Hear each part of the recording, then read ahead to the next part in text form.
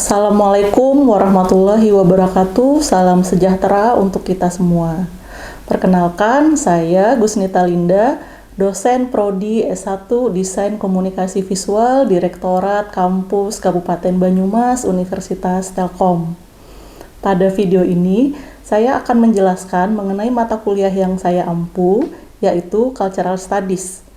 Video ini dibuat dengan tujuan untuk memenuhi salah satu persyaratan sertifikasi dosen tahun 2025, yaitu pernyataan diri dosen dalam Unjuk Kerja Tridharma Perguruan Tinggi atau PDD UK TPT dalam aspek pengajaran. Saya akan menjelaskan deskripsi dan informasi umum mengenai mata kuliah Cultural Studies yang saya ampu. Mata kuliah ini merupakan mata kuliah wajib Prodi S1 Desain Komunikasi Visual untuk mahasiswa semester 6 dengan beban sebesar 2 SKS. Adapun bahasa pengantar pada mata kuliah ini adalah bahasa Indonesia. Mata kuliah ini mempelajari kajian budaya dan desain komunikasi visual yang bersinggungan dalam beberapa hal, yaitu dengan mengeksplorasi bagaimana elemen visual mempengaruhi, merefleksikan, dan membentuk praktek dan ideologi budaya. Kajian desain komunikasi visual melalui kacamata kajian budaya memberikan pemahaman yang lebih mendalam tentang bagaimana elemen visual beroperasi dalam konteks budaya. Nah, pada studi ini menyoroti keterkaitan antara desain visual, pemaknaan budaya, dan kekuatan sosial yang menawarkan wawasan kritis mengenai peran budaya visual dalam membentuk masyarakat kita di hari ini. Pada mata kuliah ini terdapat 2 PLO, Program Learning Outcome, yang terdiri dari yang pertama, mahasiswa mampu menerapkan pemikiran logis, kritis, sistematis, dan inovatif dalam konteks pengembangan ilmu pengetahuan dan teknologi dengan menjunjung tinggi nilai kemanusiaan dalam menjalankan tugas berdasarkan agama, moral, dan etika. Yang kedua, mahasiswa mampu menelaah dan menganalisis ilmu pengetahuan, teknologi, seni, desain, dan budaya untuk menghasilkan kajian berupa tulisan ilmiah berdasarkan kaidah serta etika ilmiah. Sedangkan capaian CLO atau Course Learning Outcomes terdiri dari 2 hal. Yang pertama, mahasiswa mampu menerapkan kemampuan berpikir logis dalam konteks pengembangan atau implementasi ilmu pengetahuan dan teknologi. Yang kedua, mahasiswa mampu menelaah ilmu pengetahuan, teknologi, seni, desain, dan budaya untuk menghasilkan kajian dan tulisan ilmiah. Nah, adapun referensi mata kuliah ini berupa sebagai berikut dan sumber pustaka lainnya. Mata kuliah ini diselenggarakan melalui sistem sinkronus dan asinkronus yang mengutamakan metode pembelajaran aktif dengan berfokus dan mengutamakan peran dan keaktifan mahasiswa dalam pelaksanaannya. Mata kuliah ini menekankan pada pembelajaran kolaboratif, diskusi kelompok, penugasan individu melalui kasus dan proyek. Adapun pembelajaran sinkronus dilakukan melalui tatap muka secara langsung ataupun web conference seperti Google Meet dan Zoom. Sedangkan pembelajaran asinkronus dilakukan melalui pemberian materi, penugasan, dan penggunaan Learning Management System atau LMS di lingkup Telkom University. Pembelajaran Cultural Studies berlangsung selama 16 pekan dengan pembagian 6 pekan sebelum evaluasi CLO dan di tengah semester, dan 2 pekan di akhir untuk evaluasi akhir CLO atau UAS. Metode pembelajaran yang digunakan bergantung pada bahan kajian yang digunakan setiap pekannya. Pada pekan sebelum evaluasi CLO di tengah semester, dilaksanakan pembelajaran dengan sistem blended learning. Selain menggunakan metode blended learning, pembelajaran pada pekan sebelum UAS, metode pembelajaran difokuskan pada riset secara berkelompok, workshop penulisan, asistensi menggunakan analisis konten dan analisis wacana kritis pada masing-masing topik dan presentasi akhir. Nah, adapun penugasan individu dan kelompok dilaksanakan dengan total 6 kali berupa kuis, asistensi, dan tugas-tugas dengan masing-masing bobot nilai. Tugas pertama 15%, kuis 5%, asistensi 10%, tugas 2 dan ketiga masing-masing 15%, dan tugas keempat bobotnya 40%, sehingga total presentasinya 100%. Selanjutnya merupakan cuplikan proses pembelajaran yang saya laksanakan untuk mata kuliah Cultural Studies secara tatap muka di kelas. Selamat menyaksikan. Assalamualaikum warahmatullahi wabarakatuh. Waalaikumsalam warahmatullahi wabarakatuh. Gimana kabarnya, sehat? Sehat. Iya. Kita sudah pertemuan kelima ya hari ini, dan minggu kemarin kita sudah membahas mengenai image polisemi dan kemudian memori dan media digital, dan terakhir adalah konsumsi ya, bagaimana konsumsi media masa hari ini dan konsumsi kita hari ini dipengaruhi oleh berbagai faktor ya, terutama media digital dan faktor media massa yang beredar di seputar kita. Nah, hari ini untuk memperkuat pembahasan kita kemarin, kita akan membahas persoalan identitas atau identitas dan subjek lebih tepatnya gitu ya. Dan pertemuan kelima ini, adapun deskripsi sub CLO kita adalah mampu membedakan konsep-konsep dalam studi kebudayaan. Nah, capaian atau indikator capaiannya adalah ketepatan dalam membedakan konsep identitas dalam studi kebudayaan. Bisa dipahami ya. Kira-kira untuk ingat nggak soal budaya konsumsi kita? Masih ya? Harusnya masih ya, kan masih minggu kemarin ya gitu. Nah, kita mulai masuk ke dalam pembahasan mengenai subjek dan identitas gitu ya. Nah, seperti yang kita ketahui bahwa ada tiga ciri khas dalam cultural studies gitu ya. Dalam cultural studies itu adalah adanya struggle, kemudian life experience, dan kemudian yang ketiga adalah keberpihakan gitu ya. Nah, kira-kira kalau untuk subjek dan identitas itu masuknya kemana dari yang tiga itu? Masuknya ke struggle apa life experience? Life experience apa struggle?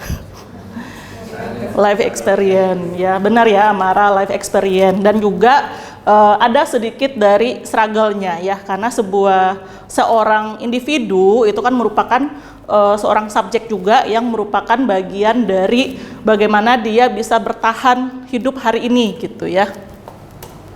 Nah, dari gambar ini kira-kira kalian mengenali nggak gambar ini? Yang sebelah sini gambar apa ini? Jamet ya. Jamet ya. Jamet itu apa, Rafki, kepanjangannya? Jawa metal. Jawa metal ya. Jawa metal. Nah, ini kan sempat rame ya beberapa tahun yang lalu, dan bahkan sampai sekarang ya video-videonya banyak beredar menghiasi medsos kita gitu ya. Kalau yang sebelah sini apa? Wibu. Ini kalian kalau lihat ini ingatnya film apa atau series apa? Crow Zero ya gitu. Udah berapa episode ya Crow Zero itu ya. Dan ini kira-kira siapa yang ada di sini? Apakah aslinya begini atau enggak? Atau masih terkait dengan Jamet tadi? Dani, masih enggak? Masih ya, karena dia seolah-olah menunjukkan bahwa dia itu terinspirasi dari Crow Zero itu tadi gitu. Nah, dua gambar ini itu kan menghiasi media sosial kita ya gitu. Nah, kalau cultural study sendiri ya, perspektifnya itu memandang identitas itu tidak berdasarkan ikatan primordial ya, tidak berdasarkan ikatan primordial sebuah suku atau karakteristik budaya universal yang dimiliki oleh kelompok tertentu gitu. Nah, melainkan berdasarkan pembentukan sekat-sekat yang dikonstruksi oleh sebuah budaya. Jadi kalau kita lihat Jamet, kita lihat seolah-olah meniru Cross Zero, itu tidak hadir begitu saja gitu ya. Mereka dihadirkan oleh apa yang mereka lihat di sekitar mereka, apa yang mereka tonton, apa yang mereka dengar dari media massa yang hadir atau sampai ke mereka gitu ya. Nah, secara konseptual gitu ya, kenapa saya tadi di awal itu mengkaitkan antara subjek dan identitas ya. Subjek dan identitas. Nah, karena kedua hal ini itu adalah hubungan yang tidak bisa dipisahkan gitu ya, hubungan yang tidak bisa dipisahkan.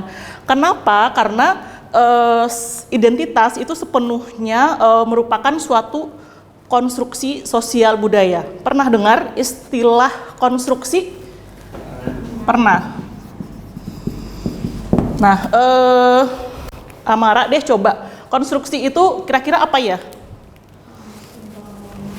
Pembangunan ya, dibangun ya. Artinya yang namanya konstruk itu tidak tiba-tiba ada begitu saja ya, tidak hadir dari ruang hampa gitu ya. Identitas itu dikonstruk oleh sosial dan kebudayaan di sekitarnya gitu ya, sehingga terjadi yang namanya akulturasi gitu ya, akulturasi budaya yang sifatnya itu tidak mengada-ngada gitu, seolah-olah lahir dari ruang hampa, tidak seperti itu gitu ya. Kalau di dalam gambar ini kira-kira apa ya? Identitasnya siapa ini? Anak pang, siapa lagi? Rocker gitu ya, yang paling bawah LGBT yang sekarang mulai banyak gitu ya, memperlihatkan diri atau memperlihatkan identitasnya gitu. Nah, kira-kira kalau dari identitas di sini kalian bisa melihat itu dari mana? Kenapa yang pertama dikatakan dia anak rock gitu ya, atau metal, yang kedua punk gitu. Itu dari mananya? Dari pakaiannya, benar. Dari apanya lagi? Penampilannya, dari atribut apa yang dia pakai gitu ya, dari atribut apa yang dia pakai. Jadi kita bisa mengenali ciri-ciri identitas suatu kelompok atau suatu subjek dari ciri-ciri yang dia pakai, baik pakaian, baik perilaku gitu ya. Kalau saya dari pakaian saya menunjukkan agamanya apa? Islam gitu ya. Jadi dari identitas kita bisa mendeteksi seseorang itu seperti apa gitu ya. Gitu. Kalau dosennya kelihatan nggak identitasnya? Belum ya? Ragu ya kalian kalau ketemu di luar. Kalau ketemu di luar kalian melihat saya sebagai dosen apa enggak?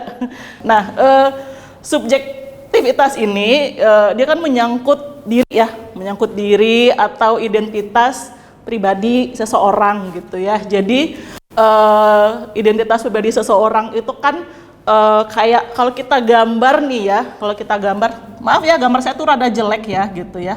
Nah, ini identitasnya seperti apa? Rambutnya gimana ya? Dari ekspresinya deh, ekspresinya gimana? Kalem, menenangkan gitu ya. Tapi kalau saya gambar gini deh misalkan gitu ya, ini gimana?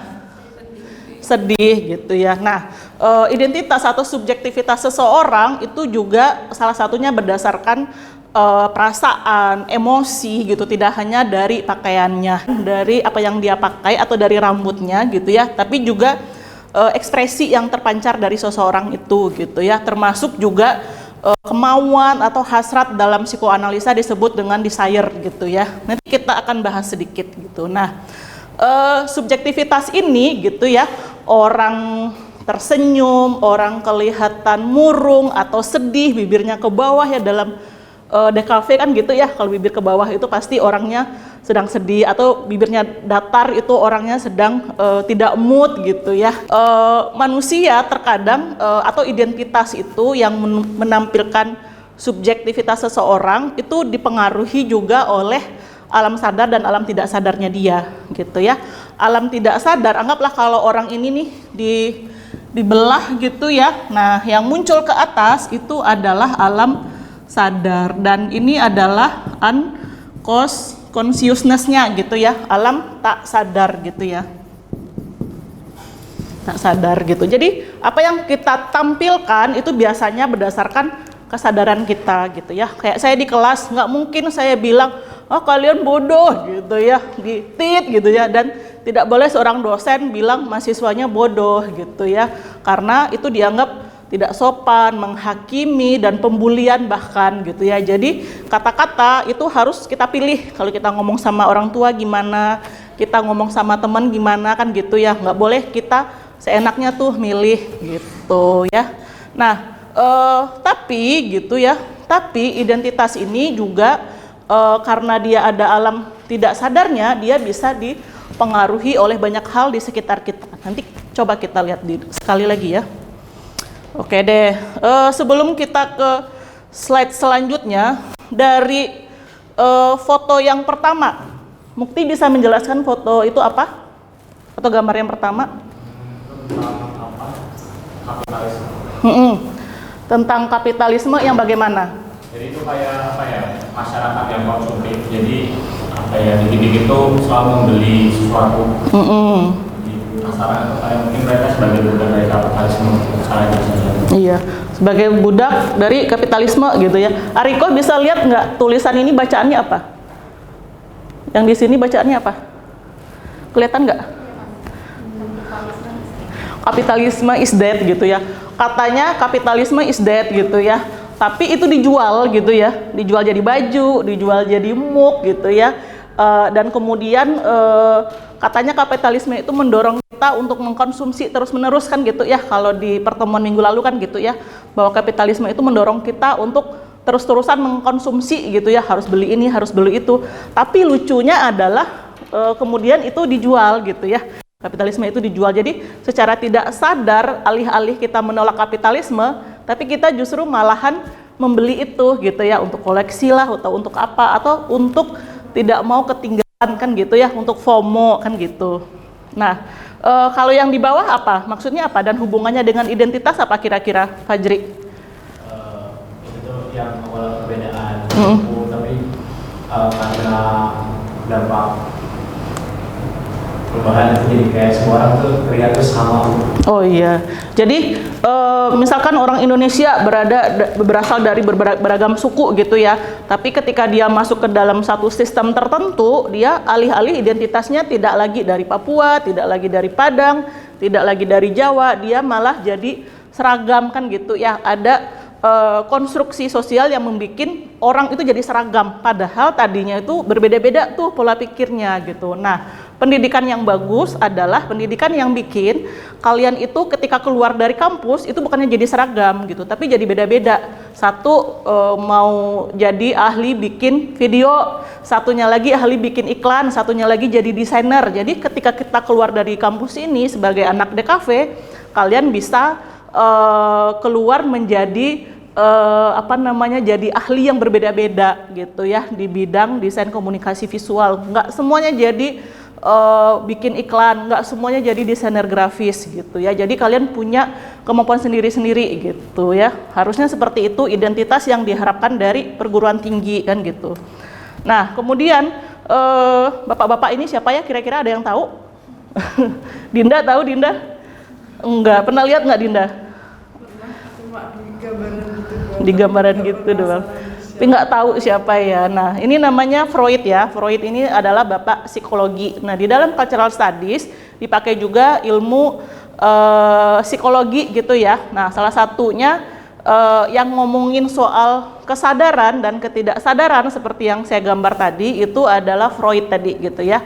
Nah, Freud itu bilang bahwa manusia dibentuk oleh alam sadar dan alam tidak sadar gitu ya. Nah, salah satunya adalah kalau teman-teman, saya hapus dulu yang ini ya. Kalau teman-teman ingat ya di pelajaran psikologi persepsi warna gitu ya, ada yang namanya id, ego, super ego ya. Ada yang tahu id, ego, super ego? Amara masih ingat nggak? Udah lupa ya gitu. Jadi ego, super ego atau id. Kalau id itu sendiri adalah kemauan dasar manusia.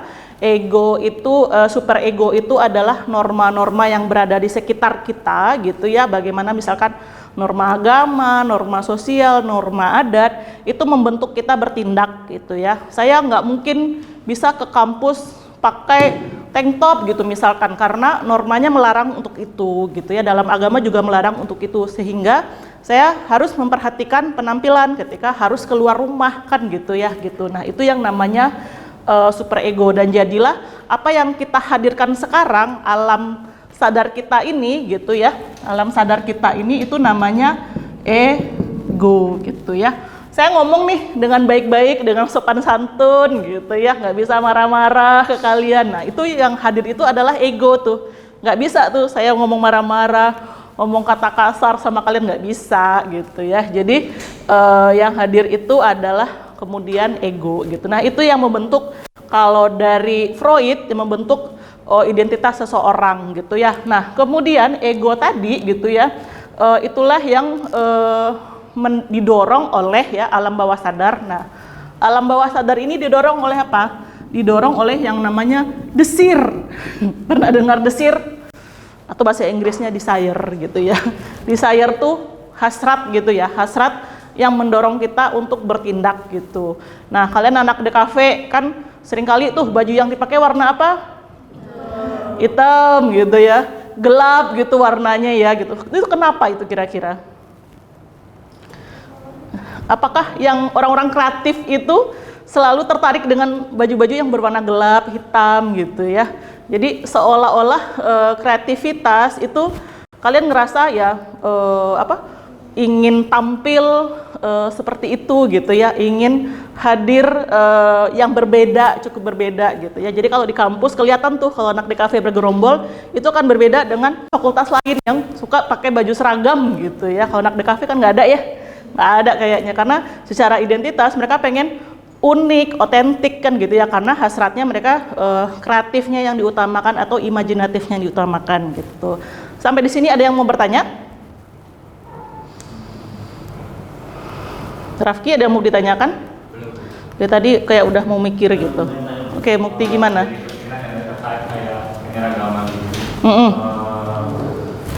Aku mikirnya kayak kalau di sekolah dasar, SMP, SMA itu kan mereka diseragaman, ya nggak sih gitu. Itu masih keragaman dari itu. Oh, SMP, SMA pakaiannya sama seragaman. iya, pakaiannya sama ya gitu ya, sama. Kalau SD tuh merah putih gitu ya, SMP tuh putih biru ya, biru dongker ya gitu. Nah mungkin bisa jadi ya, bisa jadi salah satu bagian dari penyeragaman itu gitu ya. Tapi ternyata itu juga ada faktor lain ternyata gitu ya. Faktor lainnya adalah dalam pendidikan itu kan orang tidak dibeda-bedakan kan gitu ya. Atau misalkan gini, yang agak fatal itu mungkin gini, ketika dibolehkan orang pakainya beda-beda, nah nanti anak yang orang kaya dengan yang orang miskin atau yang tidak mampu itu kan pakaiannya jadi ini beda-beda banget tuh. Nah ada kesenjangan gitu ya. Kalau sekarang namanya kan kesenjangan ekonomi ya gitu ya, terlihat tuh dari obrolan kita. Nah kalau ini kalau boleh dibedakan, terlihat dari pakaian gitu. Nah untuk anak SD, SMP, SMA yang masih tahap bertumbuh remaja gitu, nah mereka tuh kan nggak tahu tuh, tapi ketika mereka mendapatkan perlakuan yang berbeda, nah bisa jadi itu mempengaruhi ke mental mereka gitu. Kalau kalian kenapa mahasiswa dibolehkan beda-beda tuh pakaiannya, karena dianggap kalian tuh sudah cukup dewasa seperti itu. Jadi secara identitas terhindar dari pembulian seperti itu. Kalau kalian, terima kasih ya. Kalau kalian sendiri ada mengalami itu nggak, pembulian berdasarkan pakaian yang dipakai, merek yang dipakai, ada nggak? Enggak ya. Alhamdulillah enggak ya, di kampus ini baik-baik ya anaknya ya gitu. Oke, nah berdasarkan ego dan super ego itu tadi yang didorong oleh desire gitu ya, atau hasrat manusia gitu. Nah kalau di dalam DKV gitu ada yang namanya insight ya, insight yang didapatkan oleh audiens. Kalian belajar SWOT nggak, analisis SWOT nggak? Ya belajar ya. Nah, salah satu dari analisis SWOT itu adalah orang mendapatkan insight gitu ya. Orang mendapatkan insight dari karya yang kita pakai, dari karya yang kita hasilkan kan gitu ya. Nah, karya yang dihasilkan itu, nah itu yang kemudian kita nih sebagai orang DKV ngelihat hasratnya orang gitu. Jadi subjek atau audiens kalian kalau bukan orang DKV, nah itu bisa kasih warna-warna pelangi gitu misalkan, atau warna-warna yang pastel gitu ya. Kalau audiensnya anak DKV mungkin nggak dikasih warna merah, warna kuning gitu, nggak mungkin ya, karena udah jelas anak DKV senengnya warna yang rada gelap, yang warna earth ya katanya ya, warna tanah gitu ya. Kalau dikasih warna kue gitu, kayak anak DKV nggak ada yang mau make deh mungkin ya kan gitu ya. Itu untuk insight dan untuk desire-nya salah satu kelompok masyarakat gitu. Stuart Hall gitu ya, di mana representasi yang akan kita bicarakan minggu depan, bahwa identitas itu kan diproduksi ya, bahwa kita memproduksi suatu identitas gitu ya. Kita pakai jilbab warna apa, sepatu jenis apa, dan kemudian pakaian seperti apa, anting, kacamata segala macam. Itu kan artinya kita sedang memproduksi identitas kita tuh, apa yang kita hadirkan, apa yang kita pakai, dan bagaimana cara kita ngomong gitu ya. Nah, kemudian termasuk juga berkelindan nih dengan apa yang kita konsumsi gitu ya, musik yang kita dengar, apa yang kita makan, dan apa yang kita belanja sehari-hari gitu. Nah itu kemudian menghasilkan representasi tertentu gitu ya, representasi apa yang kita tampilkan melalui pakaian kita dan lain-lain, yang itu akan kita bicarakan di pertemuan selanjutnya gitu ya. Di pertemuan selanjutnya kita akan membicarakan representasi dari identitas itu tadi gitu ya, karena yang direpresentasikan ternyata tidak hanya soal identitas gitu ya. Dari pertemuan ini ada yang bisa menyimpulkan mungkin? Rafki, bisa apa yang kamu dapatkan dari pertemuan hari ini? Ya, kalau yang pertama dari identitas ya, kalau identitas tuh menurut saya tuh, kalau kita tuh dibentuk tuh dari sebuah struktur sosial gitu, dan subjeknya itu ya kita ini sendiri, mungkin seperti itu sih kurang lebihnya yang saya dapat. Iya. Jadi kayak identitas tuh apa yang kita makan dari setiap hari tuh ya bisa kita gunakan gitu lah. Bisa Oke. kita ini juga. Sebaiknya memang kalau kalian bikin konten, bikinlah sesuatu yang bisa memenuhi hasrat kalian tadi. Jangan mengikuti atau apa yang kita konsumsi sehari-hari di media gitu ya, ya kan? Ongke gitu.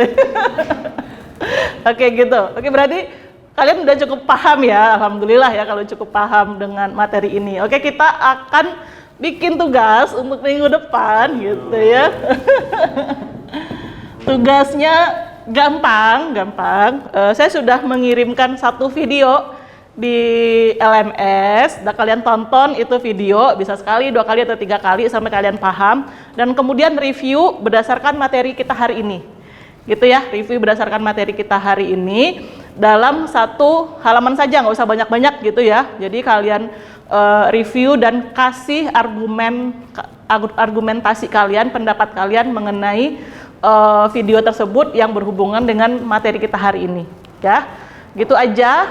Terima kasih banyak ya. Amara gimana? Ada yang ditanyakan? Cukup ya, mukanya udah capek-capek tuh. Tapi dalam pikirannya mikir ya, kalau saya gimana ya Dinda ya, saya gimana ya, saya ada yang lag nggak gitu ya, identitas saya gimana ya gitu. Itu bagus ya, tandanya kita sedang berpikir gitu ya. Oke. Terima kasih banyak. Tugas dikumpulkan minggu depan di LMS paling lambat. Saya tutup dengan wassalamualaikum warahmatullahi wabarakatuh. Waalaikumsalam warahmatullahi wabarakatuh. Oke. Terima kasih ya. Sekian deskripsi singkat dan cuplikan pembelajaran untuk mata kuliah Cultural Studies yang saya ampu untuk mahasiswa Prodi S1 Desain Komunikasi Visual Direktorat Kampus Kabupaten Banyumas Universitas Telkom.